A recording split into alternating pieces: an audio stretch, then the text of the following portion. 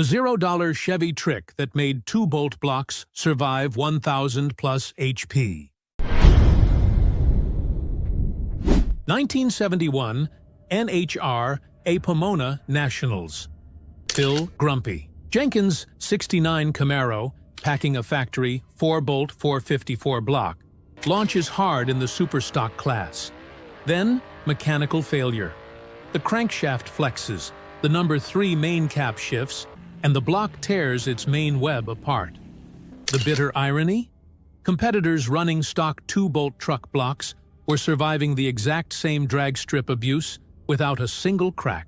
If you are currently planning a 500 to 700 horsepower street/strip big block build, or if you are actively scouring junkyards to pay a premium for a bulletproof factory 4-bolt main, stop right there. You aren't buying strength. You're buying a 50-year-old marketing illusion. GM's design was a structural compromise.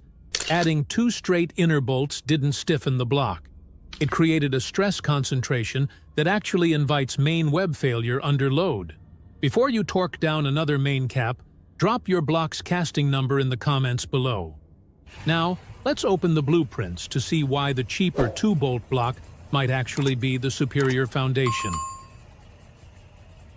The year is 1969.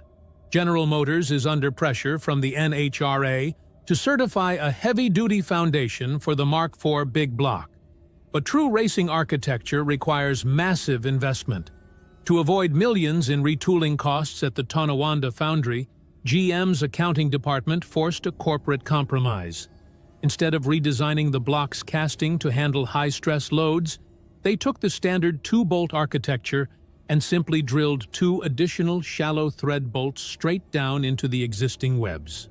This was a cost-effective shortcut, not an engineering breakthrough. Compare this to the 1970 industry standards. Ford's 429 Super Cobra jet utilized outer bolts splayed at an angle deep into the block, while Chrysler's 440 featured a rigid cross-bolted design. Both were dedicated engineering solutions for high-performance stress. Chevy's straight-bolt strategy, by contrast, was a structural band-aid. The result? While a factory 2-bolt truck block, retaining its full web thickness, could endure years of heavy use, the high-performance 4-bolt passenger block often showed earlier web fatigue under high RPM drag conditions. By chasing a marketing label, GM had inadvertently hollowed out the very foundation of the engine. Let's put a factory 4-bolt 454 big block on the dyno. As the engine approaches the 5,800 RPM range, the long 3.9-inch stroke generates a violent 4th-order harmonic peak. The crankshaft isn't just rotating, it is whipping and vibrating like a heavy bass string. Here is the structural paradox. Independent testing, such as data from Lakewood Speed Shop, observed that factory 4-bolt caps can generate extremely high vertical clamp loads under proper torque. You would think rigid clamping is exactly what you want, but because those outer bolts are drilled straight down and not splayed at an angle, they offer minimal resistance to horizontal shear compared to a splayed design. When the crankshaft flexes under a heavy drag launch, the torsional twist peaks near the number 3 main journal. Because the 4-bolt cap is so rigidly clamped vertically, it transfers that violent kinetic energy directly into the cast iron main web. And here is the fatal flaw. To cut costs post-1970, Chevy reduced the block webbing thickness on many passenger car blocks to roughly 0.45 inches, compared to a beefier 0.65 inches found on 2-bolt truck blocks. In mechanical engineering, a hole is a literal break in the load path. By drilling 2 extra holes into an already thinned-out web, GM created overlapping stress risers. The stress concentration factor dictates that the tearing force at the base of those outer bolts can be up to 3 times higher than the surrounding average stress. And it's the exact same physics as the perforations on a postage stamp. You do not make a material stronger by removing it. You just dictate exactly where it will tear. The 4-bolt block doesn't absorb the shock, it fights it, and it loses. Because the straight-drilled rigid caps fight the natural flex, they cause massive stress concentrations that actually amplify crank whip. In contrast, independent ARP testing in the mid-70s showed that a solid 2-bolt block fitted with high-quality studs allows for a minute controlled flex.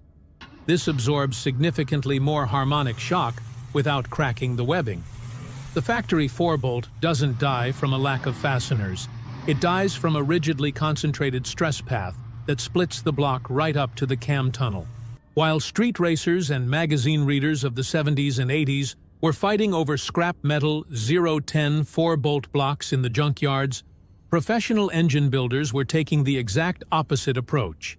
They actively hunted down the discarded, dirt-cheap 2-bolt blocks. Legendary builder Smokey Yunick understood the racing rule books, but more importantly, he understood cast iron fatigue. When NASCAR and the NHRA demanded factory cast blocks, Yunick knew that running a GM factory straight-drilled 4-bolt in a high-stress environment was a structural liability. Instead, he preferred 2-bolt truck or industrial blocks. Why? Because their main webs were thick, solid, and completely untouched by the factory's secondary machining process. This leads to the engineering loophole that redefined big block architecture. The factory classified their blocks as 4-bolt, using perpendicular inner bolts, merely to satisfy NHRA spec sheets. But aftermarket master builders, popularized around 1974 with chip kits, exploited this by creating the splayed 4-bolt cap.